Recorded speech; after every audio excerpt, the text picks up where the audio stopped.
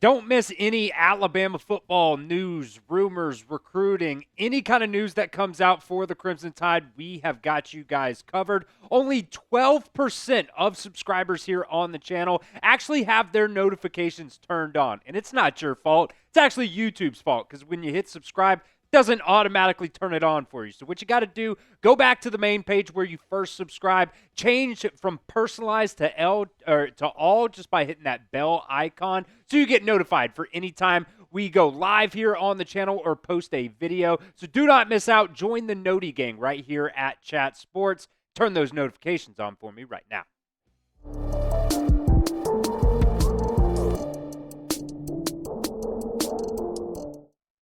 All right, coming up on today's show, Alabama's new offensive coordinator, Ryan Grubb, spoke to Alabama media yesterday and had a lot of interesting things to say, when it came about the quarterback battle, the running backs, the offensive line. Had a lot of really positive things to say about those position groups, and I had a couple of takeaways from that I really wanted to talk about here on today's show.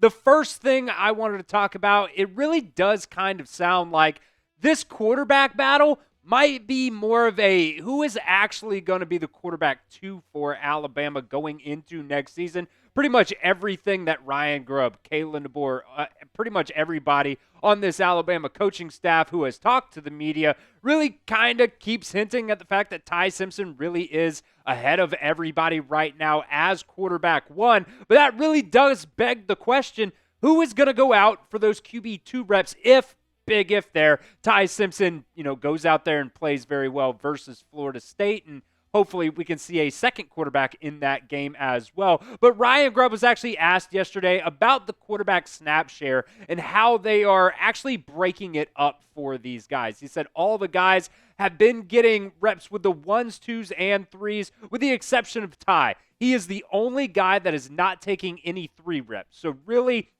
it's been status quo, but today everybody got a couple of racks with the 1s, and Ty took a couple with the 2s, so we're still moving them around, and the guys know that there's a pretty clear picture moving forward throughout the week. Now, the way I kind of read that was there is a battle right now at quarterback 2, more so than the battle at quarterback 1. If somebody has to go out there in a pinch, you want those guys to have had reps with the 1s as well. So just because Ryan Grubb says that, everybody is getting reps with the 1s, I don't think that necessarily means that this is a quarterback 1 battle. I don't think it's really still wide open right now. I think it's Ty Simpson and then kind of a question mark after that. It's more of a better be safe than sorry type of situation there, because if something were to happen to Ty Simpson, you don't want those guys to go out there not have taken any reps with the 1. So just, continuing to get those reps and, build that comfortability with some of those other players. That's a very positive thing as well. But like I said, I think this is more of a who is actually going to go out there and be the second quarterback on the field for Alabama this season. And Pete Nakos of On3 even gave us a little bit of an update here on what he's been hearing about Alabama's quarterback battle. He said sources told On3 that they have been impressed with the maturity level of Alabama freshman quarterback Keelon Russell. The goal as the starting quarterback should be to play so well that the backups also get a chance to play in a game. These comments make me wonder if Keelon, if it's going to be Keelon Russell or Austin Mack going out there as that second quarterback. There's that's not to say that, Ty Simpson isn't going to play well enough to, eventually, possibly give up that quarterback 1 spot. It is still a competition. Anything can happen. There's still 3 weeks until the season, knock on wood. There's a lot of things that could happen in those 3 weeks, but I'm sure some of those questions are going to begin to work themselves out as Alabama continues practice. And, once they get into those scrimmages, I think they're really going to get a better feel who's actually going to go out there as that second quarterback for the Crimson Tide this year. All right, so I want to hear from you guys down at the pinned comment of today's video. Pick a quarterback 2 for me. Just saying that Ty Simpson is indeed going to be the one that ends up being QB1 for Alabama. Who's going to be the backup? Type AM if you think it's going to be Austin Mack, or type KR if you think it's going to be Keelon Russell. I know there's a lot of buzz out there for Keelon Russell, but I don't necessarily want to just totally overlook Austin Mack either. I think he's got a lot of positives as well. But I want to hear from you guys. If you are Ryan Grubb, if you're Kalen DeBoer, who are you putting out there as Alabama's second quarterback? Let me know what you guys think down at the pinned comment of today's video. All right, next up, kind of one of my takeaways from Ryan Grubb's press conference yesterday. He gave a lot of praise to the running backs, and we know Jaeden Miller is going to be the starting running back for Alabama. Kind of up in the air still, kind of question marks on who is actually going to be that second and third running back, kind of what that order/snap share is actually going to look like for Alabama. But when Ryan Grubb was asked about what he sees from the running back room, he just talked about Jaeden Miller, to start off anyways. He said Jaeden Miller. He is the man. I absolutely love that guy. Jam's been doing everything. I think the thing about a guy like Jam is you love older guys that don't feel like their skill set is complete. And what I mean by that is I think Jam really wholeheartedly takes on, like, there's things that I can get better at, and he works at them extremely hard. He's very diligent about the process, and so he is a good leader in the room. I also think Daniel Jones. What am I talking about? I also think Daniel Hill has shown the physicality that we thought with exceptional hands. I think Dre Washington is also getting better at pass protection. So is Richard Young. And so those four guys have really shown a lot of growth. Even A.K. Deer is a guy that has really swimming in the springtime and has shown some promise lately. Normally, I don't talk about some of those younger guys too much, but it has just been, proud of his progress the last couple of days. He has been really good as well. Ryan Grubb talked about pass protection there, and I wanted to talk about that a little bit more as well. Pass pro can really be one of those big-time things that can make or break a running back actually getting on the field and having some playing time. You can have all the talent in the world when it comes to actually running the football, doing your jump cuts and everything like that. But, we have seen guys not get on the field that have all the talent in the world because they can't consistently pass protect. If an opponent knows that, if you're in the game and they know that you're not a good blocker from what they've seen on film, well, then, they can kind of just make an educated guess that you are only in the game to run the ball. That kind of eliminates the entire, element of surprise that is the offensive side of the football when it comes to going against the defense. He also mentioned Dre Washington, and he also mentioned Richard Young as well as guys that have improved in that aspect of their game. And I think if the season were to start tomorrow, the first two running backs that you would probably see on the field, this is totally my guess, it's going to be Jaeden Miller and Daniel Hill. We know that Jaeden Miller can also catch the ball out of the backfield. That is something that Ryan Grubb and this, Alabama coaching staff also likes to do. Get the ball in your playmakers' hands. Those running backs are also playmakers. Whether that is, some of those designed wheel routes that we saw, or it's just checkdowns and, turning the ball upfield and ended up, turning those, 5-yard checkdowns into 10, 15, maybe even an explosive play as well. Those kinds of things can really make or break you getting on the field. And, Ryan Grubb has praised Daniel Hill for that too in that comment there. He talked about his hands being really good as well, which is, just another thing. He said, they love his physicality. And he's got exceptional hands as well. So I think Daniel Hill and Jaeden Miller are going to be the two guys there.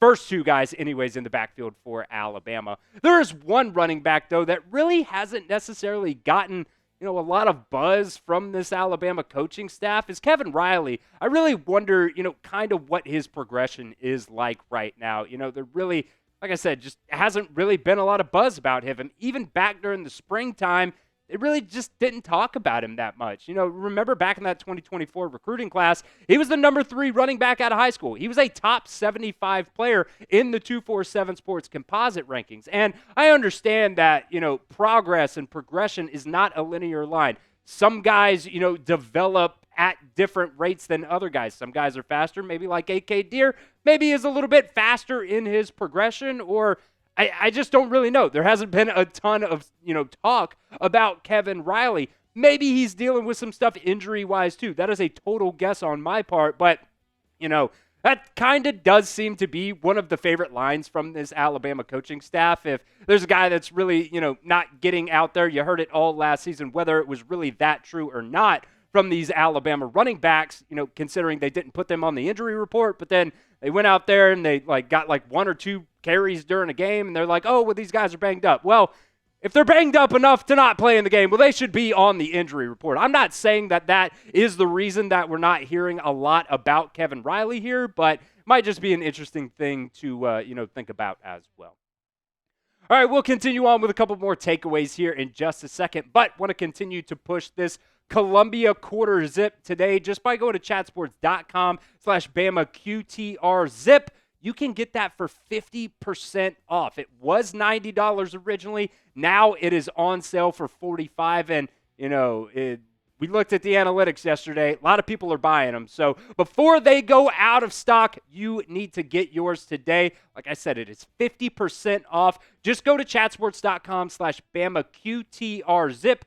The letters QTR because it's a quarter zip there. I'll put that link down at the pinned comment of today's video. I'll reply to the pinned comment, so the link is right there. I'll send you right to that. And then I'll also put a little clickable link over there in the corner of your screen as well.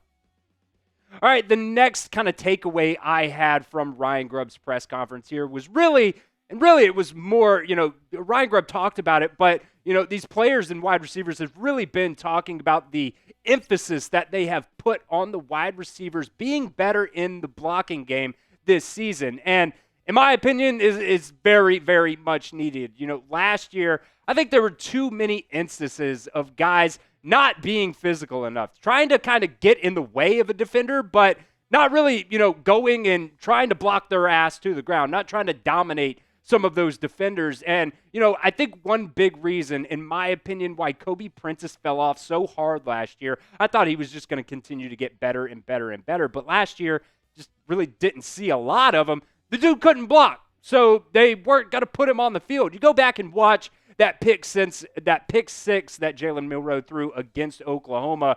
The throw was definitely a little bit off target, but Kobe Prentice just let the defensive back run right by him and intercept the ball and go to the house. And at the end of the day, those are the kinds of little things that, coaches see that make them not want to actually put you on the field. You have got to be better in the blocking game.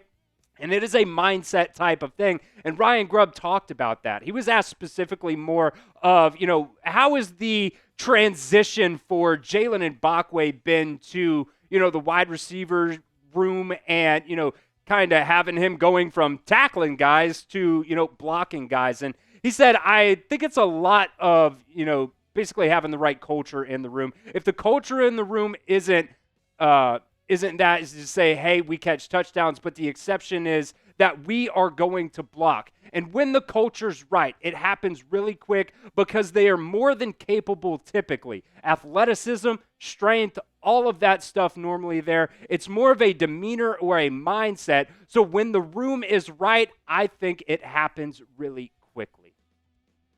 Now, hopefully, Alabama's wide receivers are going to be a little bit better this season in terms of blocking game. I think back to Julio Jones. He's my favorite Alabama wide receiver of all time. That dude would absolutely put you in the dirt if the ball wasn't coming to him on any given play. So I want to hear from you guys here in the comments section. This season, who will be the best blocking wide receiver for Alabama this year? Let me know what you guys think down in the comment section of today's video.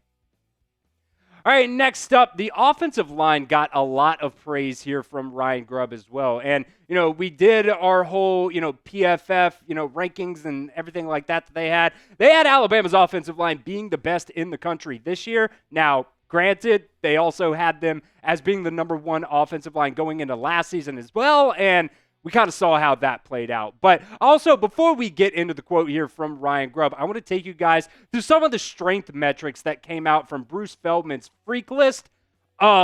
These dudes are so freaking strong. Jaeden Proctor, Parker Brailsford, Jaeden Roberts, these dudes have put up insane numbers over the summertime. Let's just start off at Kadyn Proctor, man. 815-pound squat, 535-pound bench, 405-pound power clean. Parker Brailsford, 675, 505, 385. Jaeden Roberts actually set a record here at Alabama. They had him listed as 805 pounds on the squat, but his mom actually tweeted out that he squatted 900 pounds, breaking an Alabama record. And Kadyn Proctor yesterday as well, or 2 days ago, I think it was, actually said that they are really squatting more of an equivalent to about 1,000 pounds. The bar that they're using is only rated to 800 pounds. So they have to add those, resistant bands on there, which adds about 200 pounds of, simulated weight there. So actually, Jaeden Roberts and Kadyn Proctor as well are actually squatting about 1,000 pounds. That is absolutely insane. Ryan Grubb was asked about what gets him fired up, what gets him excited about this Alabama offense this season. He said, man, honestly, I'm really excited about the way the offensive line is playing. The physicality that they have been showing and the leadership that Parker Brailsford has been able to have. And I think Kadyn Proctor, has really it's been fun to coach him as well. He is a hungry guy that is obviously a super talented player and with God-given ability, but he works really hard and really diligent about his process. So seeing that and then just really the improvement that the quarterback room has had, it really does fire me up.